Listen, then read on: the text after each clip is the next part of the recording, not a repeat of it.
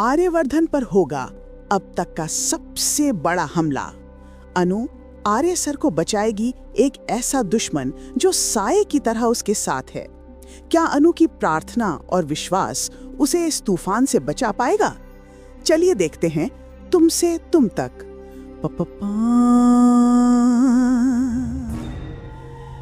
20 साल, पूरे 20 साल बाद नफरत की आग में जलता हुआ एक तूफान आजाद हो चुका था, जिसका नाम था जालंधर। जेल की सलाखों के पीछे से वो बाहर तो आ गया था, लेकिन उसके पीछे कैदी हंस रहे थे। कैदी फुसफुसाते हुए क्रूर आवाज में, ये तो रिहा हो गया, लेकिन अब किसी की जिंदगी हमेशा के लिए जेल बनने वाली है। ये खबर जब आर्यवर्धन के सबसे वफादार दोस्त झेंडे तक पहुंची तो उसके पैरों तले जमीन खिसक गई। झेंडे ने फोन पर कांपती हुई आवाज में कहा, क्या? नहीं, ये नहीं हो सकता।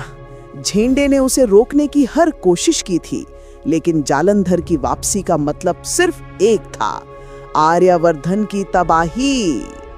उधर अनु का दिल भी किसी अनहोनी के डर से बैठा जा रहा था। सिद्धि मां की चेतावनी उसके कानों में गूंज रही थी। आर्य सर पर महादोष का साया है, उनकी जान को खतरा है। वो बस किसी भी तरह आर्य सर तक पहुंचकर उनकी कलाई पर माता रानी का रक्षा सूत्र बांधना चाहती थी।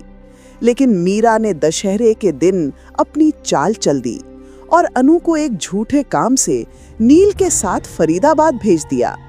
मीरा अपनी जीत पर मुस्कुरा रही थी, पर वो नहीं जानती थी कि उसने अनजाने में ही भेड़िए को उसके शिकार के और करीब भेज दिया है। गाड़ी में बैठे नील के चेहरे पर एक कुटिल मुस्कान थी। फोन पर मैसेज आया था, पप्पा। उसने धीरे से रिप्लाई किया, काम हो गया, वो मेरे साथ है। जालंधर के चेहरे पर एक कमीनी हंसी छा गई। अनु की दूरी और सिद्धि मां की चेतावनी से आर्यवर्धन का मन बेचैन हो उठा। उसने एक बड़ा फैसला लिया, लंदन जाने का प्लान कैंसिल किया और अपनी गाड़ी चांदनी चौक की तंग गलियों की तरफ मोड़ दी। रात के सन्नाटे में छत पर बैठी अनु अपनी दोस्त से कह रही थी, पता नहीं क्यों मेरा दिल बहुत घबरा रहा है, मुझे बस एक बार आर्य सर से मिलना है। तभी उसकी नजर नीचे गली में खड़े आर्यवर्धन पर पड़ी। उसकी आंखें हैरानी और खुशी से भर गईं। अनु चौंक कर, सर आप? अनु भाग कर नीचे आई, हाथ में माता रानी का लाल धागा लिए। उसकी सांसें तेज थीं। अनु हल्की कांपती हुई आवाज में बोली, सर क्या मैं आपसे कुछ मांग सकती हूँ? आर्यवर्धन ने हल्की मुस्कान के साथ कहा, हाँ अनु, बोलो। अनु, अपनी आंखें बंद कीजिए प्लीज। जैसे ही आर्यवर्धन ने आंखें बंद की, अनु ने बड़ी मन्नत से उसकी कलाई पर वो रक्षा का धागा बांध दिया। माता रानी आपकी हमेशा रक्षा करेंगी सर। आर्यवर्धन ने आंखें खोली और उस धागे को देखा। उसे लगा जैसे दुनिया की कोई ताकत अब उसे छू भी नहीं सकती। पर उसी पल नफरत का एक फोन घनघना रहा था। फोन पर था जालंधर। क्यों झेंडे, भूले तो नहीं मुझे? कहाँ है वो मेमना? बताया नहीं कि जंगल का शेर वापस आ गया है? ये सुनकर झेंडे के हाथ से आर्यवर्धन का फोटो फ्रेम गिरा और कांच चकनाचूर हो गया। उसने फौरन फोन ट्रेस किया। लोकेशन थी चांदनी चौक। झेंडे पूरी सिक्योरिटी के साथ वहां पहुंचा और आर्यवर्धन को देखते ही गुस्से से उसका हाथ पकड़ लिया। चल मेरे साथ। आर्या, हुआ क्या है? ये सब क्या है?